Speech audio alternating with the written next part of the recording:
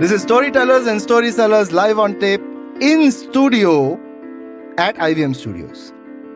We're back after a short break for this show. I've been traveling all over the world. I took a very well-deserved, at least I would say well-deserved, break from my work and from my life in general. I went about to be a tourist for about a month. And I'm back. Saurabh is extremely disappointed, my producer, that I'm back and we're sitting now in the studio talking about things.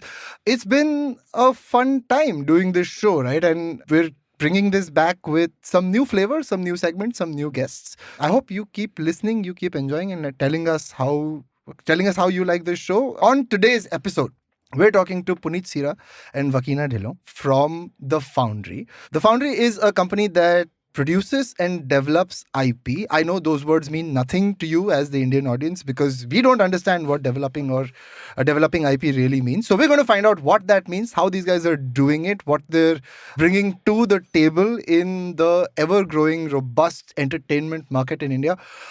Vekeana Dhillon and Puneet Sira from The Foundry on Storytellers and Story Sellers. This is me, Vineet Kanabar, coming to you right after these messages.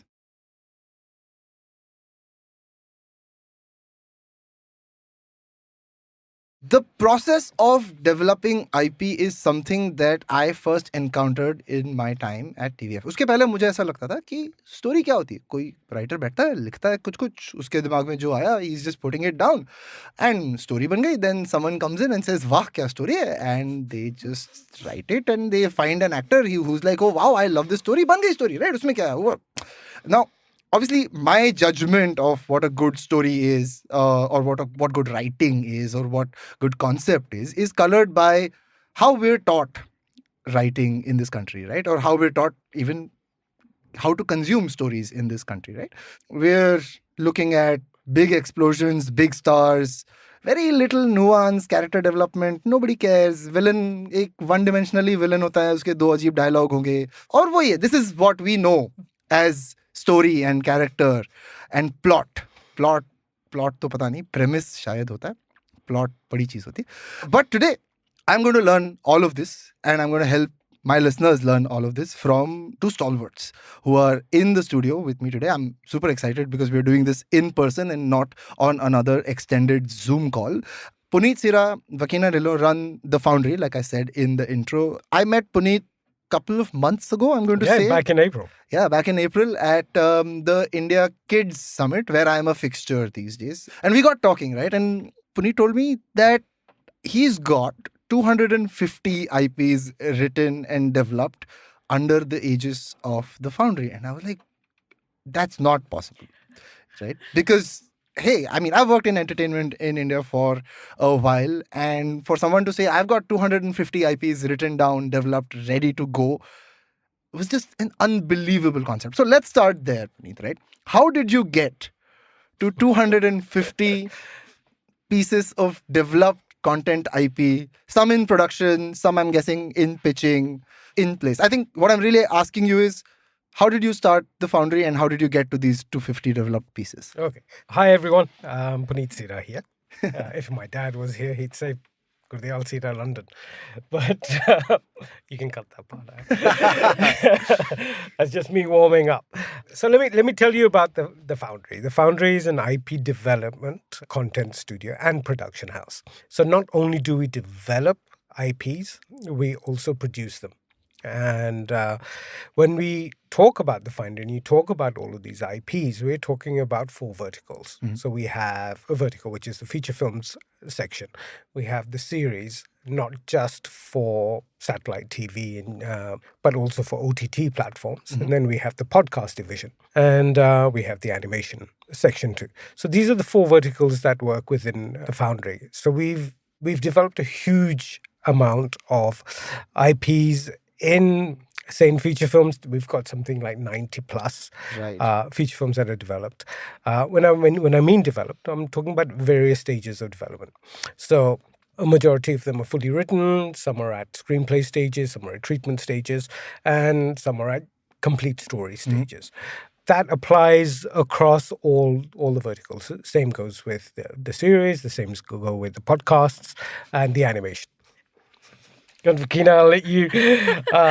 So we're about to launch our website, or actually our catalog, our development catalog of these IPs. And I'll get more into the nuance. IPs just sounds like this esoteric, what is this? This legal thing. Right. Right. And in one sense, and it's been an inherent part of anything that's created across the board. But when we talk about IPs, we're talking about the exciting stories, the vivid, vibrant, buzzy, I can't stop thinking about it, characters and plots and whatever. And we compact them very easily across these 4 verticals that we do have, of which we have multiples.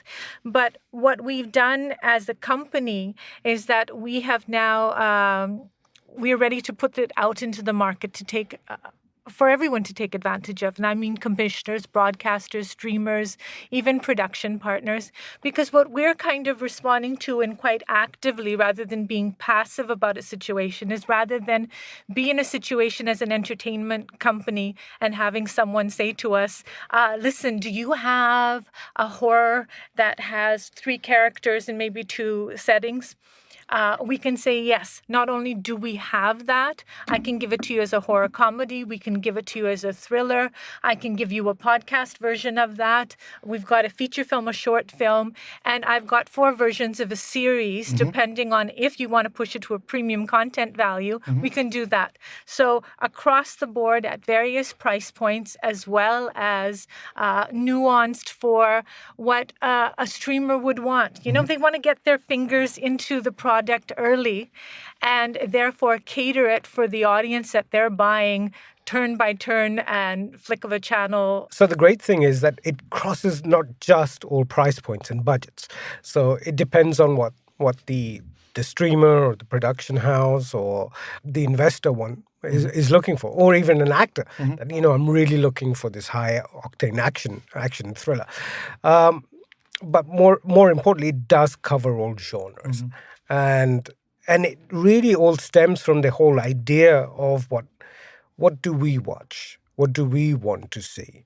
And I'm a real strong believer in, we watch a lot of feature films, we watch a lot of shows. And what happens is that some shows engage you, some shows engage you in bits. You might get, hooked onto a certain sequence or a scene, and you think that's such a great scene, but you don't get the full satisfaction, and you're hoping that what you felt at that moment while watching that scene was a far longer or you fall in love with experience. One character and it doesn't scale to and the it rest does, of the story. They kill him off in scene 3.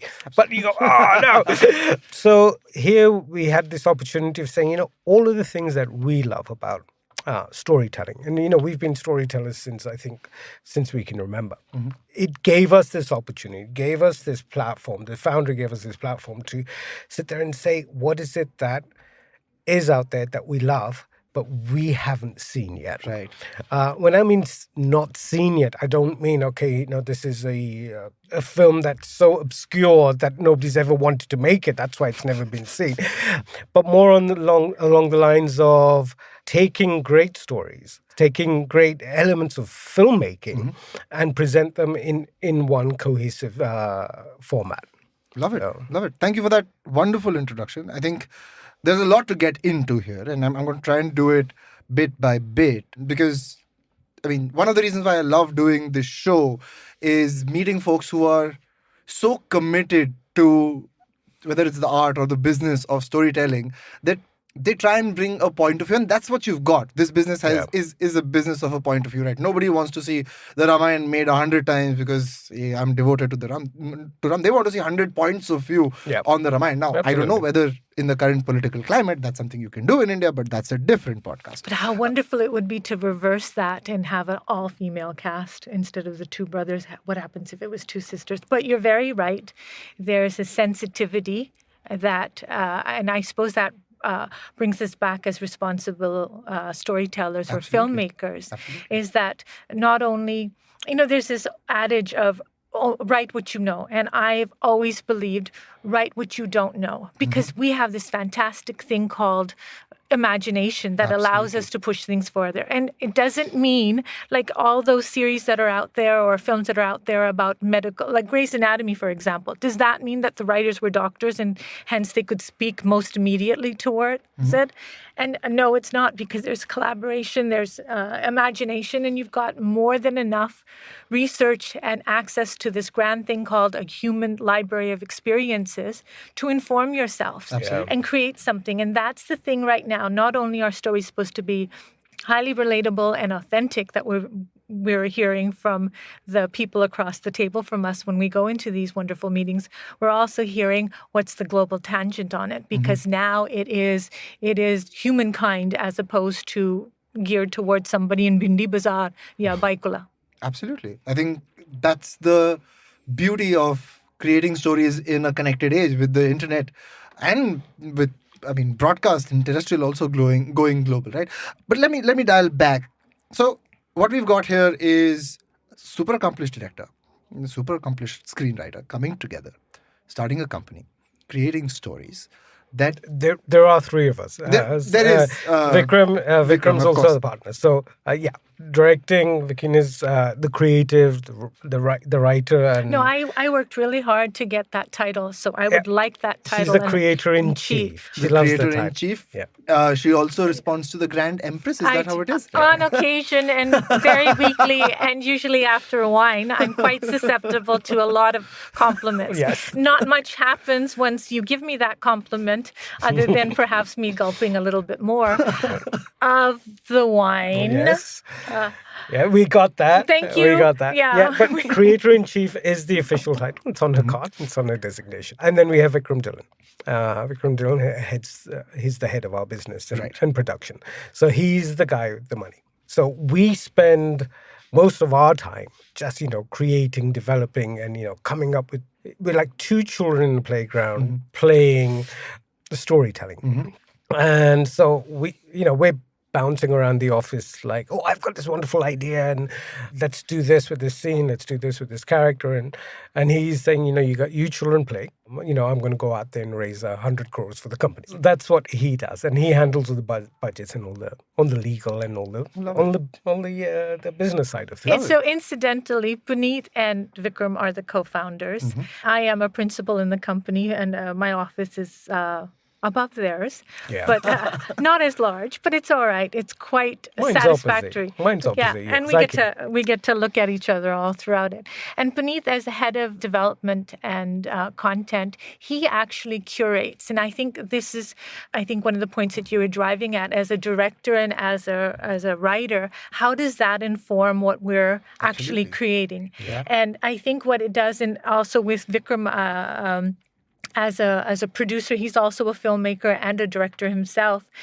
We wear multiple hats in that regard, and we're able to share those experiences of understanding instead of having blinkers on and me saying, I'm a writer and I need 40,000 mad men wearing furs to come over the hill and smash the castle to pieces. So Vikram will say, wait a second, babe, CGI. And Vineet will say, really? Furs? That's not my director's vision. Yeah. So we're able to understand and compensate. And as a result... For each department, right. Yeah.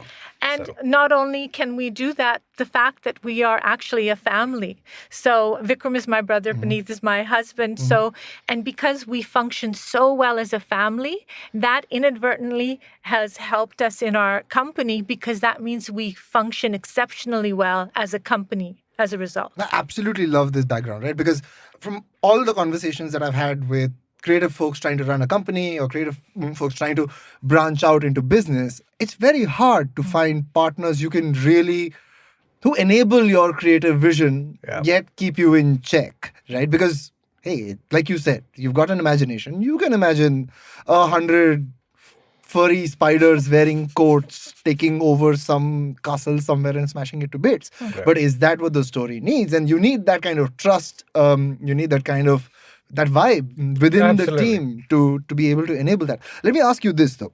My sense is that Vikram as well, but the two of you for sure, because I did a bit of research on this, you've built stories outside of India before you started here, right? I mean, I've seen Vekeana's credit roll. There's commissioned writers for projects everywhere, right? I mean, you name it, she's probably done it. I know you started with the BBC for a certain time. I don't know if you started there, but you were there for a while. Behind the camera. Behind the camera, absolutely. So much. I think you were an actor for a bit as well. Yes. Oh, he's got Do fantastic. you want to start there? I mean, I'd love to. Okay, well, it's a really interesting story. Not that I was an actor, that's an interesting story, but the fact that I was an actor and how me, Vekeana, and Vikram, we all kind of crossed paths actually stems from a time back then. So my father, he was an actor. And he ran away from home when he was 18 from Africa to come to India to become a Bollywood star. But then he got caught and he was packed off and got married in England. And that's where they was born. So, but he was an actor that did over 200 films in the UK over his lifespan. So we grew up in an environment of acting. And through him, I started working in films. Even though my education was here in Panchgani, in India, but when I went back to England and started working in films for Warner Brothers, and I played the lead in a film called Arabian Adventure, with superb star cast, Christopher Lee, Peter Cushing, Milo O'Shea, and so it was a great foundation for me to start work on, because here you were in this massive playground. I'm on a flying carpet, Genie in my pocket, and Nokia on my shelf at Pinewood Studios, and you've got James Bond being shot in Stage 7. Wow. And he's having lunch with Christopher Reeve in his Superman costume. Mad. So Superman the movie's being made here, and so I'm giving away my age here now. But it kind of just set the foundation for what my life was going to be. And even though you're working with these wonderful directors, but what I found that even as an actor, that I was more interested in what the director was doing. Where is he placing the camera? Why is he placing the camera there? Look, how did they make this flying carpet fly? So it was, it definitely opened up my eyes to where I wanted to be. So as time went on, I was teaching acting. As I grew older, I had an acting school called the London Academy of Acting, and I would teach acting for film. And we were the first acting school in the UK that taught acting technique for film as opposed to theatre. Because there were many theatre schools and, song and dance, etc., etc. But here it was corely directed to what the camera needs and what the actor needs. So with the acting background, I was able to do that with actors, which obviously as a director helped me out. And then I joined the BBC Drama Films department. And in that department, we used to make, not me personally, but as a department, we used to make 22 feature films in a year. Right. What that taught me was discipline and organization of how to make sure that, because the UK is not like Hollywood. Hollywood does have the elaborate budgets. The UK film industry, especially at that time, was very small. So the only big films that were being made were the films that came from Hollywood, shot in the UK and went back. And so here, you're working on shoestring budgets. So the only way for these films to actually work and be cohesive was meticulous organization and creativity. It had to be on paper. It had to be on that script. That story had to work. And that's really where I grew from there and became a director. Love it. What I'm very keen to know, and maybe you can start from Vekeana, is why do this here? Why do the Foundry here? I mean, there's pedigree. You obviously have the kind of grounding in a far more welcoming, a far more ambitious, I mean, given the way it is now, right? Versus trying to do it in India. And here's where I'm coming from, right? I think we were talking about this just before we started recording as well. There's no certainty, right? You start with a budget of, say, 100 crores, and then 3 weeks later, that's 60 crores. And then 4 weeks later, there's a Bollywood star now coming in. So now your actual production budget is 15 crores because you got to give that guy some money. Why do this here, right? What's the allure of doing this? And I want to start with you because you're the writer brain behind this, right? I'm not discounting the mind octopus. Right. The mind octopus. Yes. First off, I don't think in today's contemporary world, location matters. So I think, and COVID gave us the benefit of Zoom. or video conferencing meetings, Sure. that you never had access to people before that. So it was unprecedented. So we were able to have some incredible conversations with people in LA or in Berlin or in Canada, and we still are to this day. So that was a notability, an accessibility that spread itself and still continues even now. So it really doesn't matter where we are, for one. Although I would love that Tahiti branch office soon, and we can certainly get there soon I'd enough. love an invite Right. at any point. I mean, just It's feel the free. vineyard she wants. Oh, it's the vineyard. And additionally, doesn't anyone want to be a pioneer? Everyone wants to go ahead and rise up to a challenge. And I don't think India in that sense is so much a challenge. I mean, that situation of about a budget getting smashed, that would have happened if we were sitting in LA as well, because that was just the nature. That's the nature of this industry we're in. Sure. It's where from an actor to being a writer, rejection is such an important, significant part of life experience as well as in this profession. We're going to underline that, frame it, send it to anybody who's Yeah. listening. Rejection is super important for Yeah. you to go through, really absorb and find a way back. Yeah, and that's why we feel we've kind of insulated ourselves because the sheer number of IPs and stories across genres and formats and mediums that we have. Secondly, we're highly credible because of our work experience and our experience working both in India and globally. And three, or I think C, you just can't knock us down. We will Right. get right back up again because even sometimes we will watch things and we will say, hey, isn't that so much like the sequence that we just painstakingly worked out And an action narrated it to Some- somebody, and then you see it on the screen. And then it's all right because we have this wonderful source of just immense good spirit that will allow us to dig it back out again and come out with something even better and more. So life is just going to be hard whether you're a bank clerk or whether you're selling samosas as a street vendor. There's challenges inherent in every career you choose. You just have to choose to be above it and not give up and keep at it. And for the three reasons I stated earlier, we're in a very healthy space. And like I said, we're having such wonderful conversations, and I wish I could share it perhaps later, with people that are looking at us and saying, are recognizing the value that we're bringing, as well as them sitting up and saying, you know what, all eyes are on in India, and they are looking what is after Squid Games, everyone's looking, That's so funny, because Squid Games, I don't think ever would have come out of India, because they're like, what is this? Oh, yeah. And that would be it. But now it was a hit. Why don't you have a Squid Games? And luckily we can say, hey, we have 8. Right. But you know what? Vineet, you paint a picture of India as being very disorganized. And yes, I assume there was a time that it was like that. But you'll find, having worked around the world, it's very similar everywhere. It's just the way they do it. But the elements that you're talking about, the ethics that you're talking about, also apply here just as much as, which was one of the reasons why we set up shop in India. When I moved to India, I used to run Channel V. I was the head of the channel, and that's where I met Vekeana and Vikram, and they were VJs on the channel, and so me and Vikram became best friends once I left the channel. Obviously, we got into production and started directing work. But there's a sense of freedom here that you don't get abroad. And I'll tell you a story. When I was a trainee, so I'm going back a long time, and I was, on the film set, and I was really eager. It's first day of shoot. Now, this is not me as an actor. This is now behind the camera. And I want to prove a point because I want to tell stories when I grow up. And what happened was the director was, the camera was being set up, and the director said, you know what?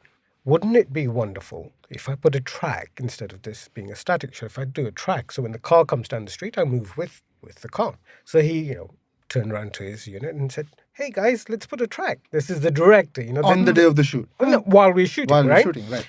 And the first assistant director goes, I'm sorry, sir, but that's not on the shot list. And he goes, I beg your pardon? He goes, it's not on the short list. So I'm sorry, I can't give you the track. It'll take another half an hour to put that track, and you don't have enough time in the day to do it.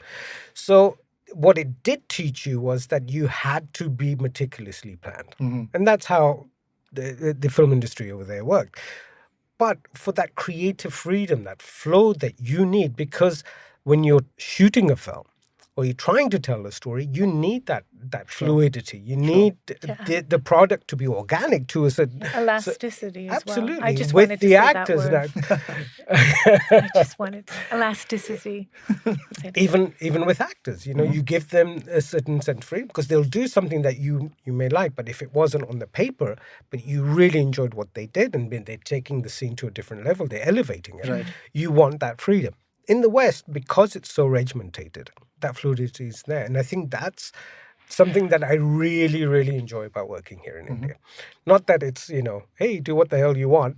Let's go blow up 10 Free for cars. all. It's not that. But there's a Wild West element Absolutely. here. There's where a creative energy. I mean, look at the wonderful films that are coming out of the South.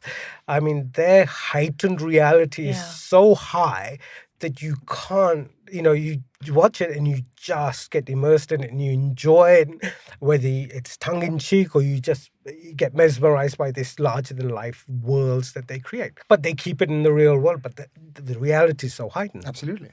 And yet, at the other end of the spectrum, you have such great, believable shows that, just suck you in the real world. So you have this broad spectrum of filmmaking here, and you've got this space to seesaw. For somebody who wants to tell stories, who's creative, you couldn't get a better canvas, which you can get here.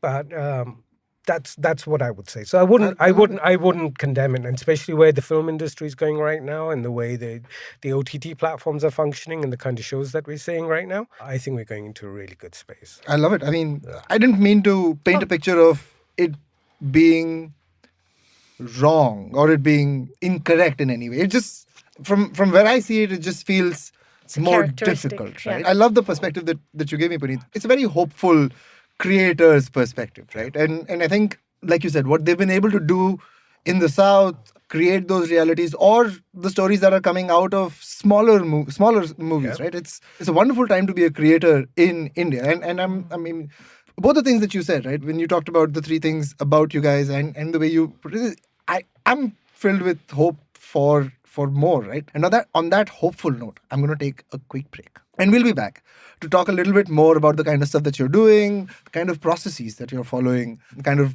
rigor and discipline that development needs, and what are the challenges that you might be facing. Yeah, sounds like a mouthful, doesn't it? Yeah.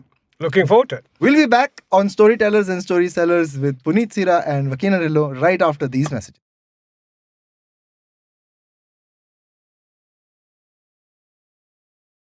And we're back. This is Storytellers and Storysellers. I'm Vineet Kanabar. We're talking to Vekeana Dhillon. And we just had a bit of a side chat about how her last name gets pronounced. It's Dhillon. We're in India. That's how it's going to be. And Puneet Sira. Before the break, we were talking about the Foundry and how Puneet and Vekeana and Vikram, third partner, are running this IP development storytelling company, which is putting stories together that they'd like to see and produce. I want to ask you a few things about how you do what you do and try and compare and contrast it, or get your experiences trying to set up maybe process-driven development in India, right? I remember the first time I was asked if one of our shows, this is way back in TVF, if one of our shows had a Bible. And this is the first time someone asked me. I wanted to send it to Khan series that was happening first time around, and one of our shows needed to go there, and said, "Do you have a Bible?" And I was like, "What? What is a show Bible?" Right? I mean, like, I looked at my programming and development guy, and he's like, there's a thing called a show Bible, but we don't have it. I'm like, okay, can you put it together? I'm like, it'll take me a month to do it. I'm like, what are you saying? This is something we need to send in like 4 days, right? So that's where I first encountered a Bible. I think there has been a sea change in how that's been approached as the industry's grown, right? I mean, I'm talking 2015, 2016, as more and more global players have come into India. I think there has been a little bit more discipline. You hear the words writer's room thrown around a lot as well. I know Vekeana has a very strong point of view on that. So let me start there, right? What do you think about the way you've seen stuff being developed in India, and how is your process sort of different or better or more rigorous, if I may ask? I think it has to do with the discipline that we came from the background that we came from. I mean, in all the films that we've done here in India, we've always had a bound script to work with. And yes, in the early stages, we'd walk onto other people's sets and they'd, you have a fully bound script, and they would be really astonished by that. But I think times have changed. Like you said, there's been so much more global input come into this country, big corporations. So yeah, the word Bible is something that we've been putting together for a really long time. Yeah, and these are very useful tools. Definitely. Like, for example, a log line is just an equivalent of a very, very short synopsis. That's your elevated pitch. That's what you can say if you can grab a moment in the elevator with somebody and just be succinct enough and express it. And that's actually a very good indicator if you've got a good story, because I'll come up with these ideas, but then I have to go through the gauntlet of does Puneet get it? Does Vikram like it? Do our team members get it? And it will oftentimes break at a logline stage, or I will go ahead and I'll express a scene. And when I've painted out that scene, and maybe I don't have a isse pehle kya hona aur uske baad kya hona, but I've got this incredible scene. We know we've got the rudimentary level to build something off of this. Synopsis, Bibles are so significant. We have multiple Bibles. We are so particular about cultivating that, because you're creating a world. You create the world that the story takes place in. You bring up your characters. We do episode breakdowns. So, and this is very interesting. So I have 200-page Bibles that just every little thing I have thought of, because I'm the person that has the remote in her hand, and I will toss it at the screen, and they won't let me because it's apparently very expensive. And where I don't get it, why is she doing that? Why is she walking down that hallway when she knows the killer left a bloody streak there? I don't get this. Why are they getting into that car? That kind of stuff will annoy me, or stuff that's very simple and glossed over, and then they just land up here. So there's no mystery. Hame khabar mili hai. And then they just land up somewhere. And I'm like, and it's an investigative show. Hame khabar mili hai ki and those are the things that we... Exactly. And those are the things that I put into a Bible. So you're paying someone else to do your job, basically. Yes, the writer.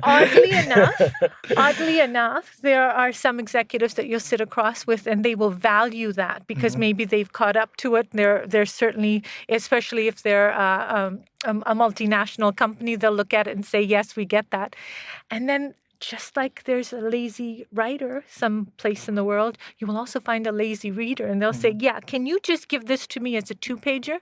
And I'm like, and that's when you see me. 100-page document Bible that you spend months developing, and they want a 2-pager. They're kicking me underneath the table. Get rid of that expression on your face. Get rid of that, Yeah. So there is a catch-up. Those are great tools, and if you can wield them well as you can wield your imagination, then it's going to have a great productive result. And and if you can't, then you don't. Look, India survived for a long time just doing the narration. I had the script narrated to me as opposed to you reading it, So there's many iterations of how it's worked, and there's a reason that Bollywood or India has the biggest industry in the world. So obviously things are working. Right. This, I think, is a great way to streamline, but you take what works for you and you don't. So we will have, I walk in and I do full flang narrations. I will act out. I enjoy it. She does. It's fantastic. So she does the songs too. I do the songs. I'll act it all out, and it works because what it does. That should be a YouTube channel. Oh, she should be. Yes. Give my vanity a little bit more focus, and then let's see how impossible I end up being. And as far as writers' rooms go, I won't mention which series it was, but for a series, a big top-notch series on a top platform, they had people come in from abroad because we've generally speaking, writers will understand what a film should be. We've gone from 3 hours down to maybe 90 minutes, fine. They'll understand what series should be like on a broadcast channel, so it's like 400 episodes. But they didn't quite get the 8-episode track. Right. What is that? Right. What is the narrative arc? Where's the redemption coming in? At what point should it come in? Those kinds of finesse and details they just didn't have. So they had a team come in. They sat there, and I actually spoke with them because I said, listen, it was you guys had everything. You had the budget, you had the platform, you had everything. Why? Why did it end up like that? Why?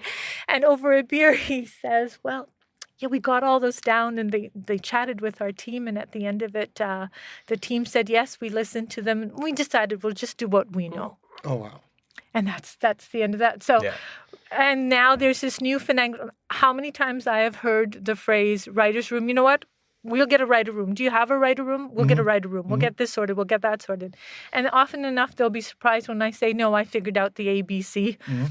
I've got it right down from moment 1 to moment infinity if it's going to be a recurring series.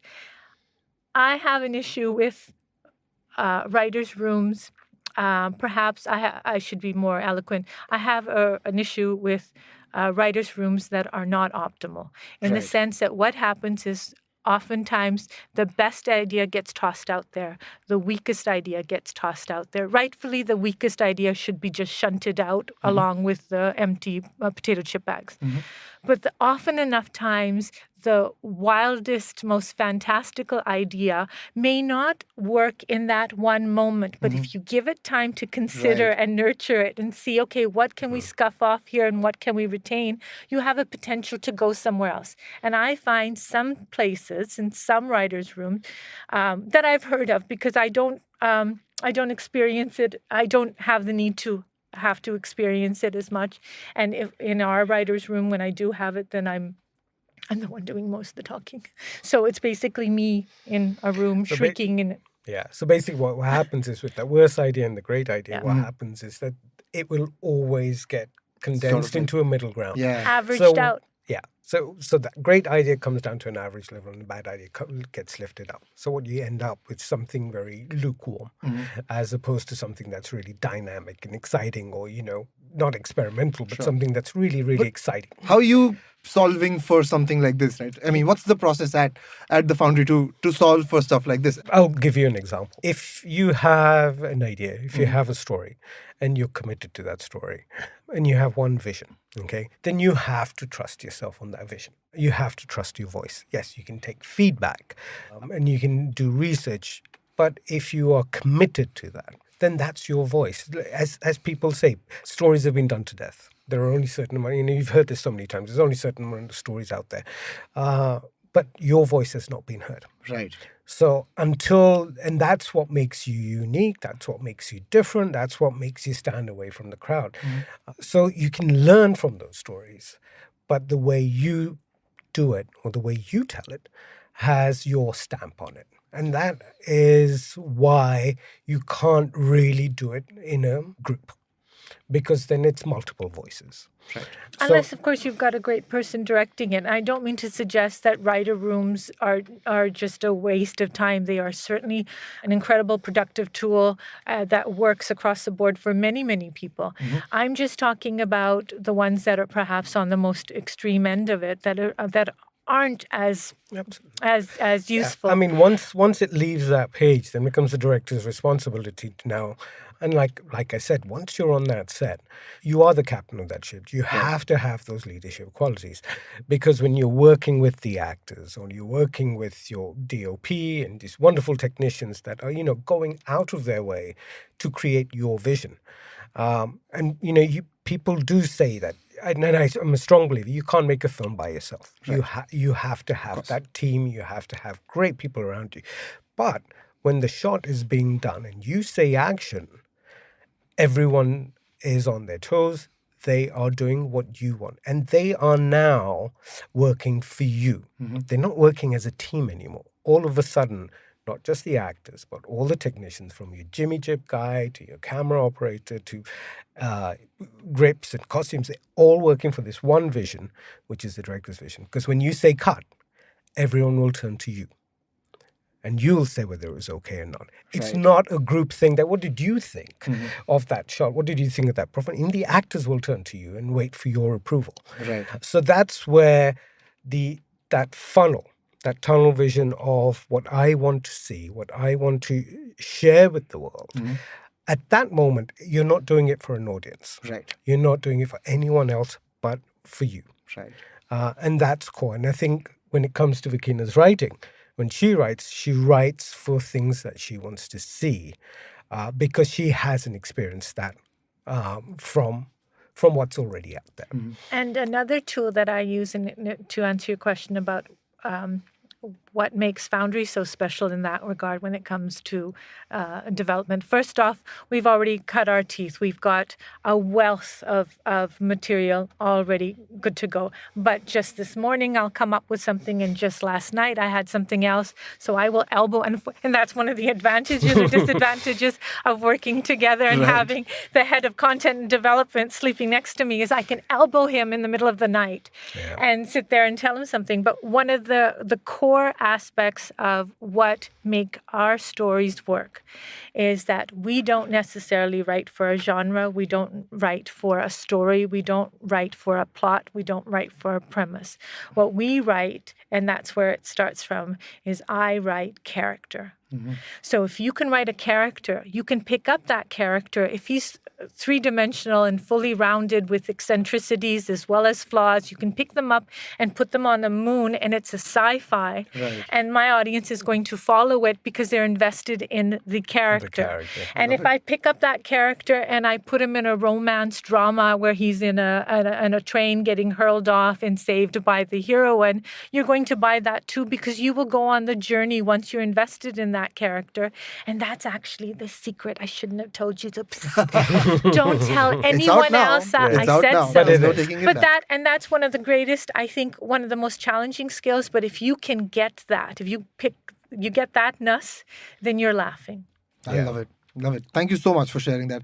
I want to go back and talk about the sort of 4 types of things that you're doing at the Foundry, right? And I want you to tell me what are stories or spaces or themes or motifs that are exciting when it comes to film. I want to go over all of them individually as sort of the closing segment of the show, right? But what's exciting about the kind of films that you're working on? What are the themes and spaces that you've really latched onto? Or is it not? Is that not how you're working? I mean, as a company, there are things that are incredibly special to us, but at the same time, it is a business, and you have to understand that. So let me just go on a little bit about the business side as to how it kind of works. Do you remember the days when we used to go to the DVD store? Right. You'd walk into a DVD store and say, "Yeah, aaj thriller ka mood hai, yeah, horror ka mood hai, comedy ka mood hai," right? So when we pitch to corporations, finances, or OTT platforms, what tends to happen is people go in there with one idea, and they present that idea, and then they have to wait 3 months or 6 months before they get a response. And whether that, sometimes it's a green light, sometimes it's a red light. But that's a lot of time to be sitting there twiddling your thumbs, waiting for things to happen. So what we did was we became more proactive in the sense, like I said, the DVD store, we've opened up that, but at development stages for all the genres, all the stories that we have. So now when companies come to us, they'll say, "Hey, we are looking for this.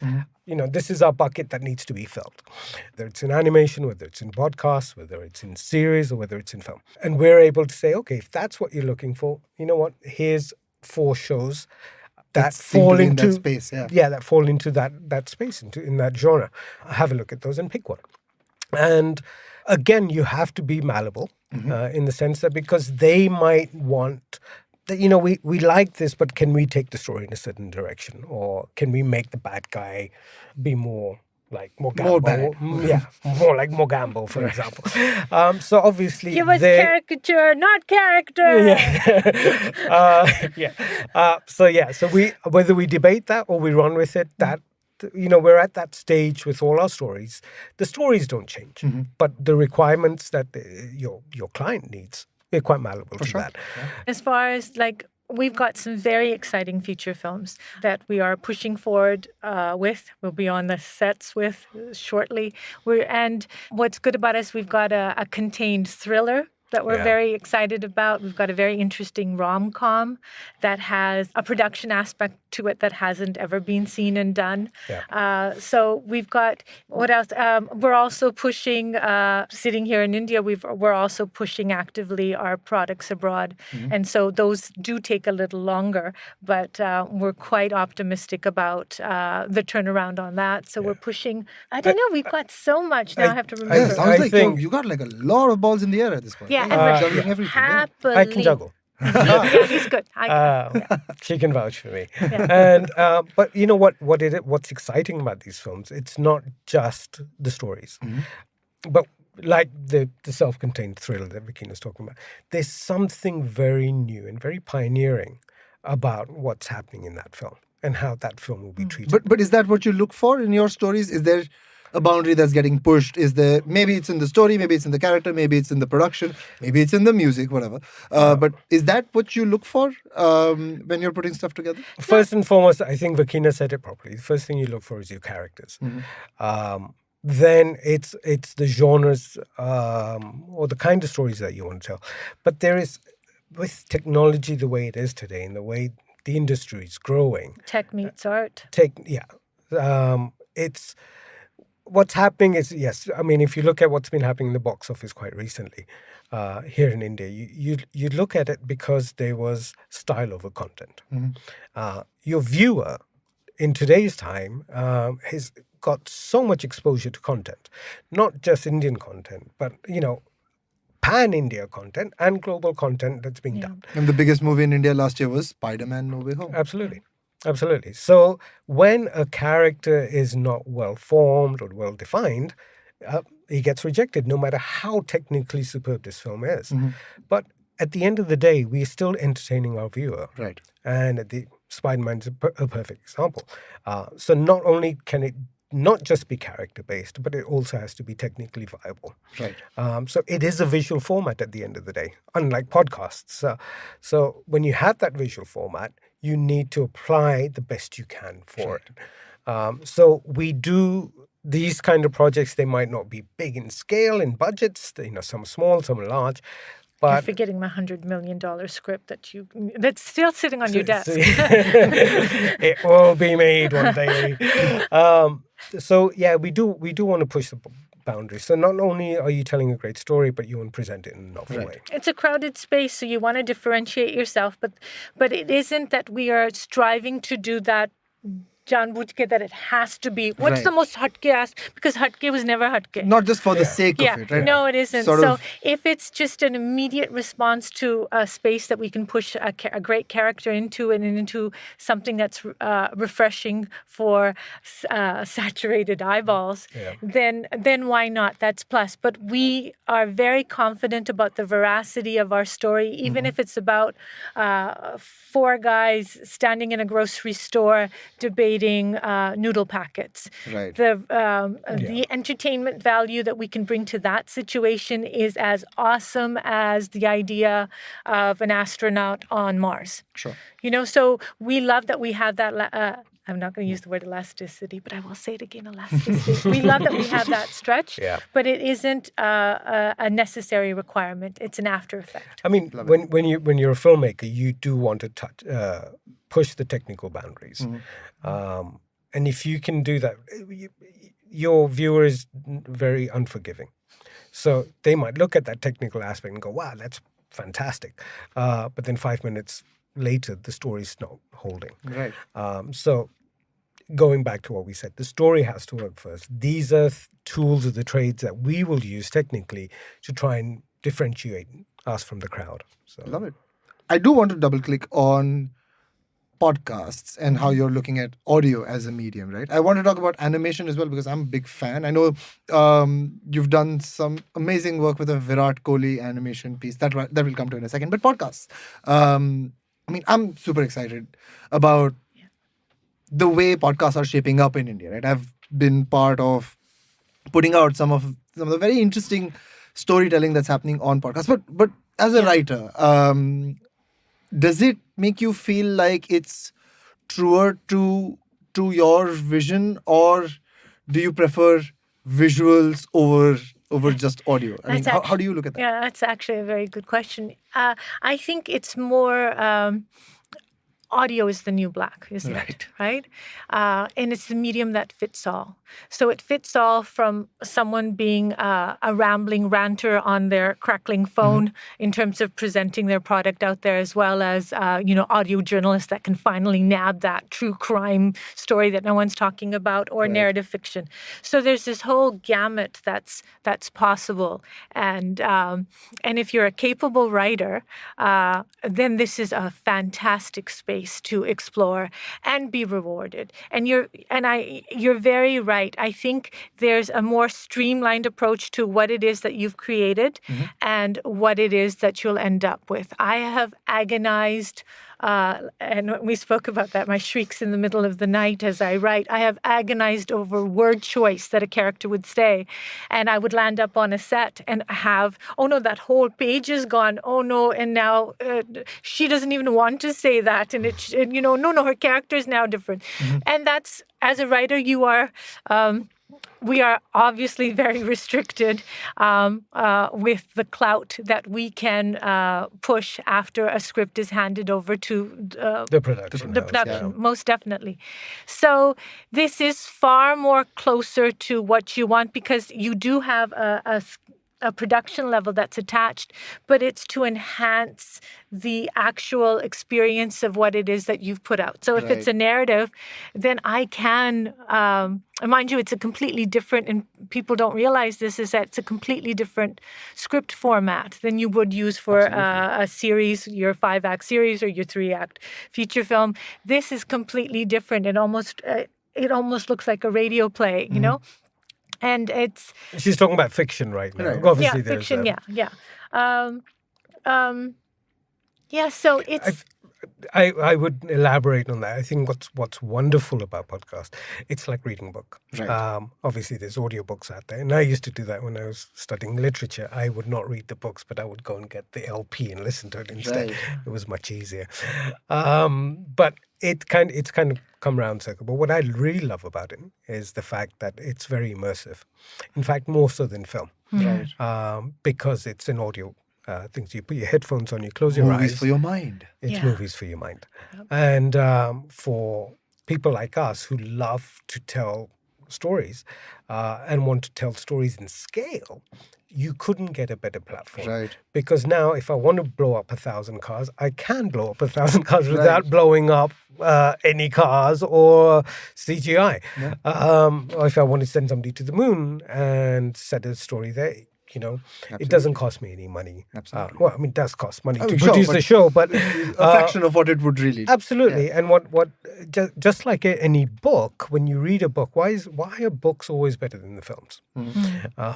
Because when you read a book, you are left to your own imagination. You see that character, you see how he stands or walks, and for each person, that experience is a very different and unique experience, because every human being is unique, and they'll see it in their perspective. On the fiction or on the audio platform and podcast, what you can do is you can manipulate them to the way that you can make them feel, but you can never impose on them a visual of what they will see, which is what is restrictive in film, because it's, again, that one vision. Here, there is not that one vision there. It's the world's vision. Whoever's listening to it, it's their vision. So it's a very, very intimate and very personal experience. And I think, and it also gives us as storytellers to tell stories that you wouldn't normally be able to do in film.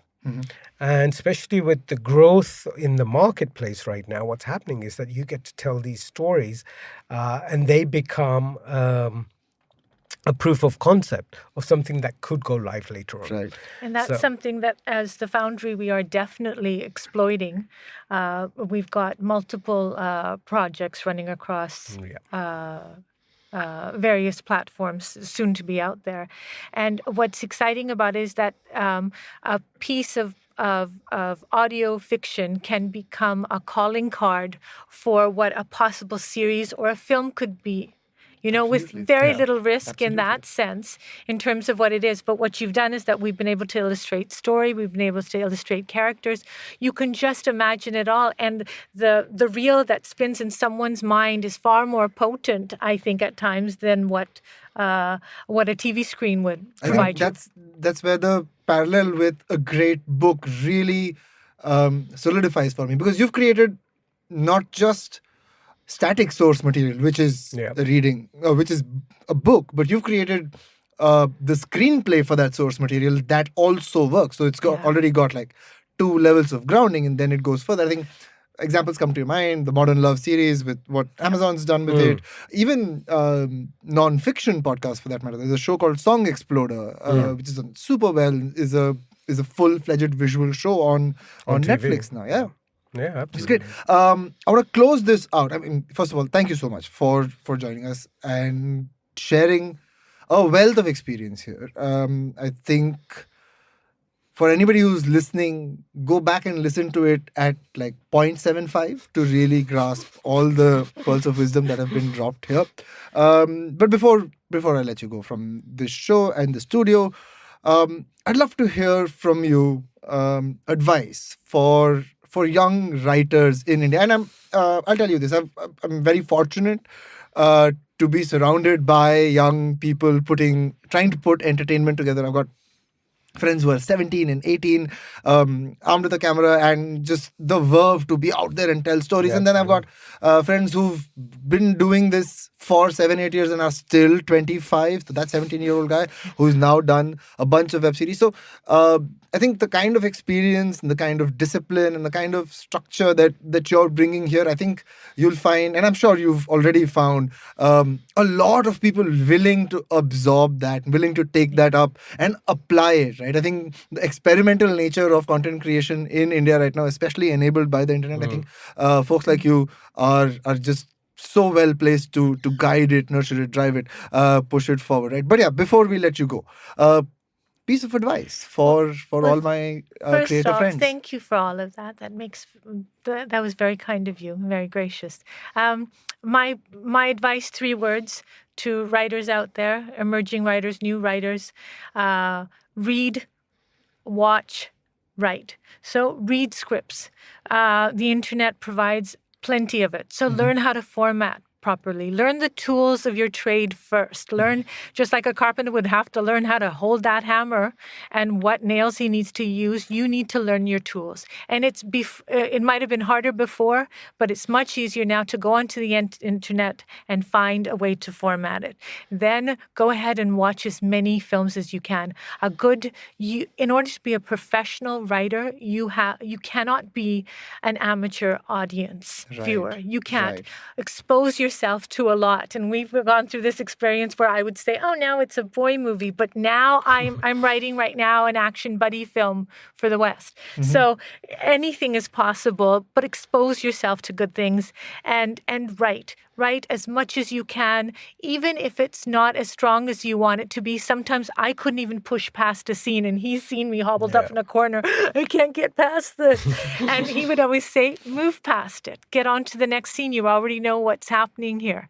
And then come back to it And later. then come back to it with whatever. It is a brave, brave thing that we do. I speak as a writer to conjure something that doesn't exist, to put your product out there in the world to be vilified by critics or by someone. I say this, we were just talking about this the other day, content is being consumed twice over. Once as an actual experience, and second across social media as it's churned and tossed and evaluated and whatever. And memified. Right, and to have that Absolutely. to have that strength to put yourself out there, I think writers, and I think any creative person that does that, not just writers, any creative person that just puts themselves out there is a mighty fine thing, and we can afford to be more gracious. So people find mentors if you want to move up. And if you are already there, please look down, reach down, and grab an emerging writer and foster them. You can help. We can make this a much lovelier experience if we just enjoy it more and bring more graciousness to it. Love it. Puneet?